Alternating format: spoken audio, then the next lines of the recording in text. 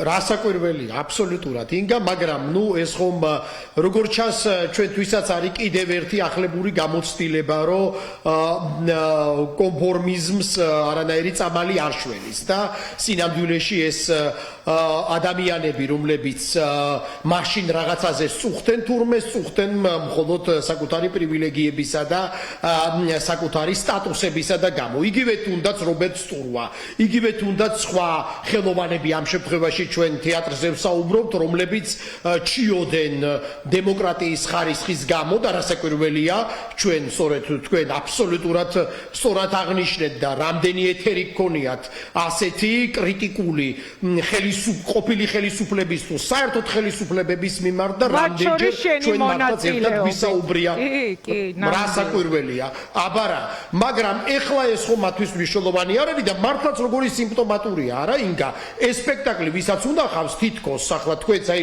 თქვენ და ნოდართან ერთად საუბრობდით, რომ არ ყოფილა შემთხვევა დამოუკიდებელი საქართველოში ასეთი ისტორია არ ყოფილა, რომ სპექტაკლი აეკრძალათ, ასე ვთქვათ, პრემიერამდე, ხომ? არ ყოფილა. ნუ შეიძლება რაღაცა მსმენია 1-2, სადაც მაგალითად ჩართულან რაღაცა მორალისტური მიზეზების გამო, ესეც ესეთი გვიანი შევარდნაძის პერიოდის, ასე ვთქვათ, თეატრალურ ცხოვრებაში 1-2 მახსენდება, სადაც არ მინდა შეცდომა დაუშვა, მაგრამ ესეც ცენზურის სიმპტომატიკისთვის მნიშვნელოვანია.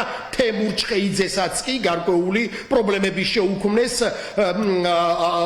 ფარისეველმა კლერიკალებმა საპატრიარქოდან, როდესაც ის აპირებდა პილატეს დადგმას სპექტაკლისა, სადაც მათ ჩათვალეს, რომ თემურ ჭყეიძეც კი შეიძლება ყოფილიყო პრობლემური. თუმცა ესეთი ძალიან სპეციფიკური ისტორიაა და არ მინდა რამე ასე ვთქვათ ზედმეტი ვთქვა იმ თვალსაზრისით, რომ არ მახსოვს ზუსტად ეს ამბავი, მაგრამ დამოუკიდებელი საქართველოს ისტორიაში სპექტაკლი ცენზურის გამო არ აუგზავნავთ.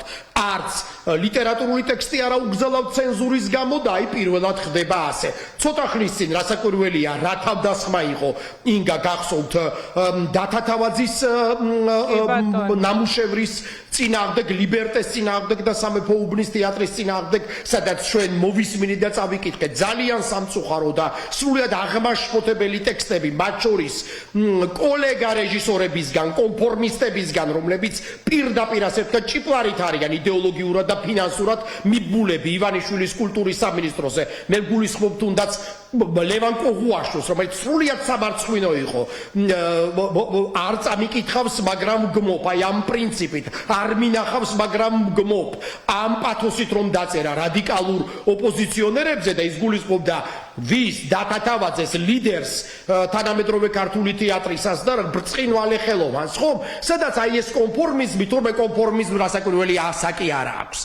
ასაკი არ აქვს და ყველა დროში გვხვდებიან აი ასეთი ტიპის მედროვეები, ხო? და ახლაც ამ შემთხვევაში აი რაღაცა რა ხარისხია მედროვეობის ჩვენ ვხედავთ, ჩვენ ნახეთ ეხლა ბათუმის თეატრის დირექტორი რასაც წარმოადგენს, ეხლა რომელ მხატვრულ მგრძნობელობაზე ვსაუბრობთ, ან რომელ ინტუიციაზე ან კულტურულ ასე ვთქვათ ასპექტებზე, როდესაც ამ ადამიანს ვუსმენთ, არ ვიცი, რაღაცა თითქოს და უკაცრავად ვიტყვი ამ ჟარგონს, რაღაც ცეხის მართველი იყოს თითქოს და ივანიშვილის, რომელიც გეგა გაგნიძის სპექტაკლს გრძალავს ისე რომ ფაქტობრივად მას არც უნახავს და არც არავის უნახავს. თან იმ რეჟისორისა, რომელიც არის ძალიან საინტერესო ახალგაზრდა რეჟისორი, რომელიც სწორედ ახალგაზრდებისთვის არის საინტერესო, მისი დადგმა ათონელის თეატრში ფრანც კაფკას პროცესის მიხედვით არის ერთ-ერთი ყველაზე წარმატებული და ორიგინალური სპექტაკლი და არასთან გვაქვს საქმე.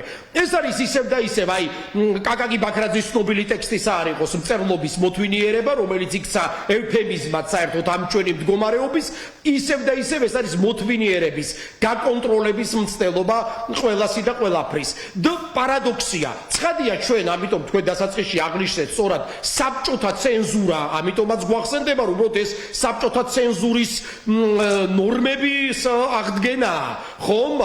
და პრინციპში გოგი გვახარიამ ძალიან მარტებულად აღნიშნა, რომ საბჭოთა ცენზურის და მეტიც ტერორის დროსაც კი პირდაპირ პოლიტიკური ნიშნით ამ ტერმინს არ ხმარობდნენ. რაღაცა სხვა მიზეზს აცხადებდნენ ხოლმე საჯაროდ, რომ თითქოს და ამისა და ამის გამო აკრძალულა. მაგრამ აი ამ უკაცრავად და იდიოტმა პლუს ისიც კი თქვა ბათუმის ამ თეატრის ხელმძღვანელს გულისხმობ, რომ პოლიტიკური სუბიექტური აქტი უნდა იყოს და ღმერთო ჩემო, რა საკვირველია პოლიტიკური აქტია თეატრი. თეატრი პოლიტიკის ნაწილი იყო იმ თავითვე, როდესაც ის ძველ საბერძნეთში შეიქმნა და ყველა პოლიტიკური ავტორი იყო, ყველა დიდი ავტორი არის პოლიტიკური ავტორი მათ შორის, იმიტომ რომ პოლიტიკა ეხება ადამიანს, პოლიტიკა ეხება მოქალაქეს, პოლიტიკა ეხება აქტუალურ თემებს და აქტუალურ პრობლემატიკას და თუ კი თეატრმა პრობლემებზე არ ილაპარაკა და თუ კი დაემალა ის პრობლემებს, მაშინ ის რა თეატრია? მაშინ არის ისეთი თეატრი, როგორიც არის აგერ ლაშა ჩხუმიანმა ცოტა ხნის წინ რომ შეშანიშნავი ვიდეო, სატირული ვიდეო შექმნა ხელოვნური ინტელექტის მეშვეობით, სადაც დმანისის თეატრის სამხატვრო ხელმძღვანელი პირველ პირში საუბრობს თუ როგორ შოულობს ბევრ ფულს, როგორ არ დგამს საერთოდ დმანისში სპექტაკლებს, როგორ ლევილში 10,000-ებია გახარჯული, იმიტომ რომ ისიც ერთ-ერთი ფავორიტია, თუ ფავორიტი იყო კულტურის სამინისტროსი და მაშინდელი კულტურის მინისტრ წულუკიანის და ასე შემდეგ, აი ეს არის. მაშინ აი ესეთები არიან კონფორმისტები, მუქთახორები პირდაპირ მნიშვნელობით და კორუმპირებულები, ცნობიერები და ღირებულებით. აღარ ვლაპარაკობ საერთოდ მათ სამოქალაქო პოზიციაზე. ეს ძალიან სამწუხარო რამაა, ჩვენ ამაზე გვისაუბრია მართლაც ეს ყველაფერი რომ დამთავრდება და ივანიშვილი რომ გადავარდება, მუდმივი ხომ არაფერი არ არის და მით უმეტეს აი ამ კაცის სუროგატული ავტოკრატია. მერე როგორ უნდა ვიცხოვროთ ამ ხალხთან ერთად, მესვე ეს ფილოსოფიურ ფსიქოლოგიური შეკითხვა მაქვს. აი ამდენ კონფორმისტთან, რომელთაც ასე შემზარავად გამოაჩინეს და გამოავლინეს თავი. ამიტომ ხო, საბჭოთა ცენზურა, ოღონდ საბჭოთა ცენზურის პირობებში სისტემა, რომელიც მაშინ იყო რაღაც გარკვეულ იდეოლოგიაზე მაინც იდგა, ხომ? რაღაც გარკვეულწილად სტალინური ვერსიის მარქსიზმზე, ხო? და აი ახლა ხო აქ არანაირ იდეაზე და იდეოლოგიაზე ლაპარაკი არ არის. ჩვეულებრივი აკრძალვა. ქართველებს არ უყვით ისტორიულად ცენზურა, ჯერ კიდე როდესაც ქართული თეატრი იქმნებოდა მე-19 საუკუნეში, რუსების ცენზურას, გარდა იმისა, რომ რუსებმა პირდაპირ საჯაროდ აკრძალეს ქართულად ლაპარაკი, ეს რუსიფიკაციის უმძიმესი რეპრესიული მექანიზმი იყო, ხომ? საქართველოს წინააღმდეგ რუსებმა როგორც გადაღებეს ქართული ეკლესიები და ქართული ფრესკები თეთრად და როგორც აკრძალეს რუსებმა ქართულად წირვალოცვა ეკლესიებში, ასევე მათ აკრძალეს ეს ისტორია, მათ აკრძალეს ქართულად ლაპარაკი საჯარო სივრცეში. იყო რუსიფიკაციის უმძიმესი რეპრესიული მანქანა, მექანიზმი ჩართული და ვის და ილია ჭავჭავაძეს აუკრძალეს ქართულად, ჯერ კიდევ სრულიად ახალგაზრდას, როდესაც მან სცადა მეფე ლირიდან ნაწყვეტების წარმოჩენა ქართულად, ქართული თარგმანები, ფრაგმენტების წარმოდგენა. ილიასაც კი უკრძალავდნენ ქართულად ლაპარაკს, ქართულად სპექტაკლების თამაში, იმიტომ რომ მოგეხსენებათ, ილია აკაკი გიორგი ერისთავთან და სხვებთან ერთად ქართული თეატრის შემქმნელები იყვნენ, იმიტომ რომ მათ ვინ და მათ ზუსტად იცოდნენ, რომ ქართული თეატრი იყო ის, საიდანაც უნდა ჟღერდეს ქართული სიტყვა და ამ ქართული სიტყვა მარტო ლინგვისტიკა, მარტო ენაზე ხო არ არის ლაპარაკი, არის ღირებულებებზე ლაპარაკი. ამიტომ ბუნებრივია, როგორც ეშინოდათ განამე ვინმეს ვადარებდა რამე პათეტიკურ პარალელებს მიმართავ, მაგრამ როგორც ახალგაზრდა ილია ჭავჭავაძის 20-25 წლის ილია ჭავჭავაძის ეშინოდათ რუსებს მე-19 საუკუნეში და მას უკრძალავდნენ სპექტაკლების დადგმას ქართულ ენაზე, ასევე დღევანდელ რუსებს დიახ პირდაპირ მნიშვნელობით ეშინიათ გეგა გაგნიძის, დათა თავაძის და ყველა სხვასი, ვინც ცდილობს თეატრის მეშვეობით მართალი სიტყვა მიიტანოს თავის მაყურებელთან. ეს ამბავია თავისთავად ცხადია. ამიტომ ერთი მხრივ ძალიან ტრაგიკულია ამას რომ უყურებთ, მაგრამ მეორე მხრივ ძალიან კომიკურია ინგა. იმიტომ რომ ჩვენ არ გვეგონა რომ საქართველოს 21 საუკუნეში აქამდე მოვიდოდა. ძალიან რთული იყო ამის წარმოდგენა, ლაშა. ძალიან რთული იყო უკაცრავად ჩაგეჭრები თუ შეიძლება და მეორე თემასაც შემოვიტან, რაც პირდაპირ მასშია, რაზეც ახლა თქვენ საუბრობდით სწორედ ამ თემასთან. აი, წარმოუდგენელი იყო, მართლა წარმოუდგენელი, რომ ჩვენ იმ რეალობაში აღმოჩნდებოდით, როცა მაგალითად გადაცემის გაკეთება მომიხდებოდა დაჭერილი ადამიანების თაობაზე, რომლებიც ტროტუარზე დგომის გამო გაუშვეს ციხეში. წარმოუდგენელი იყო იმ გადაწყვეტილებაზე ჩვენ რაღაც პროგნოზი გაგვეკეთებინა, რომ აი თუ არ გვაღიარებთ, მაშინ ციხეში წახვალ, ციხეში ჩასხდებით, დაგიჭერთ. რომ ბიზნესმენი თუ კი პოლიტიკურ განცხადებას გააკეთებს, ჯერ დიდ ჯარიმას გადაიხდის, მერე 6 წლით ციხეში წავა და ასე შემდეგ და ასე შემდეგ. რას რითი ხსნით თქვენ ლაშა, აი ამ ბოლო პერიოდში ესოდენ დახვავებულ რეპრესიულ გადაწყვეტილებებს გნებავთ აი ამ ცვლილებებს, რომლითაც ელენე ხოშტარიამ სხვა შორის გადასარევი ფორმულირება შემოგთავაზა ციხიდან გიყვარვარ თუ კიდივარო დაახლოებით ასე ქვიაო ამ ახალ კანონსო, ხო? თუ არ გიყვარვარ, თუ არ მაღიარებ, მაშინ შენ დაგიჭერ. ანუ ან ნებისმიერ სხვა რეპრესიულ გადაწყვეტილებას, რომლის მომსწრენი ჩვენ ახლა ვართ და აქვე შემოვიტანდი კიდევ ერთს, მაგალითად განათლების სფეროს როგორ მიადგნენ ასე ნაჯახი და პირდაპირ თქვა დღეს კობახიძემ, რომ ეს არ გადაიხედება, ანუ მე გადავწყვიტე და ვაკეთებ. აი, ერთობლიობაში როგორ შეაფასებდი, როგორ ახსნიდით ამას? ალბათ მომავალში თქვენს წიგნებში წავიკითხავთ, მაგრამ ეხლა რა შეფასებას აძლევთ? ასე ერთდროულად დაგვაყარეს თავზე ახალი რეპრესიული ცვლილებები. კი, ინგა, ესეც თქვენ დასაწყისში აღნიშნეთ ავტოკრატიის ლოგიკაა, რომ დაგბომბოს უკაცრავად ამ სიტყვისათვის მაშოკირებელი, ერთმანეთზე უფრო მაშოკირებელი რეპრესიული კანონებით, რომ ადამიანებს აღარ ქონდეს განცდა და უნარი უпростоრად და ძალა რეაგირებისა და ნორმალიზება მოხდეს, აბსურდის ნორმალიზება მოხდეს, ძალადობის და უმთავრეს რაღაცის, ხო? პრინციპში მათი ესე ვთქვათ გლობალური იდეა რა არის და ესეც რუსული იმპერიალისტური და ჩეკისტური მოდელია, რომ ყველაფერზე კითხო ნებართვა ეგრეთ წოდებულ ხელისუფლებას.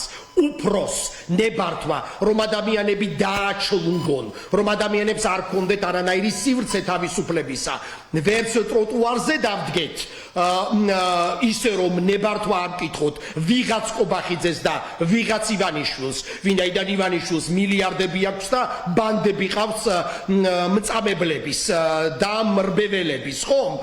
ისევე ნებართვა უნდა კითხოთ განათლება როგორი უნდა იყოს საქართველოში და ასე შემდეგ. ანუ ეს არის რაღაცნაირი შებოჭვა, შეზღუდვა და უპირველეს ყოვლისა თავისუფლების ინსტინქტების დაბლაგვება. მათი მიზანი ეს არის, იმიტომ რომ რასაკვირველი არც ერთ ავტოკრატს არ ჭირდება განათლებული და თავისუფალი, ესე იგი პრეტენზიული ადამიანი. ამიტომ მათი ამოცანაა ჩვენი გაღარიბება, მათი ამოცანაა ჩვენი მარგინალიზირება, დეჰუმანიზირება, რომ ჩვენ ადამიანები არა ვართ, რომ ჩვენ მოქალაქეები არა ვართ, მათი ამოცანაა ჩვენი დაშინება, შეშინება და უპირველესი ამოცანაა ჩვენი განეიტრალება, რომ ან დავაღწიოთ, ან რომ ვისაც შესაძლებლობა აქვს, რომ გაიქცეს აქედან, ან ისეთ მონად იქცეს, რომ უმცირესზეც კი მადლიერი და კმაყოფილი იყოს.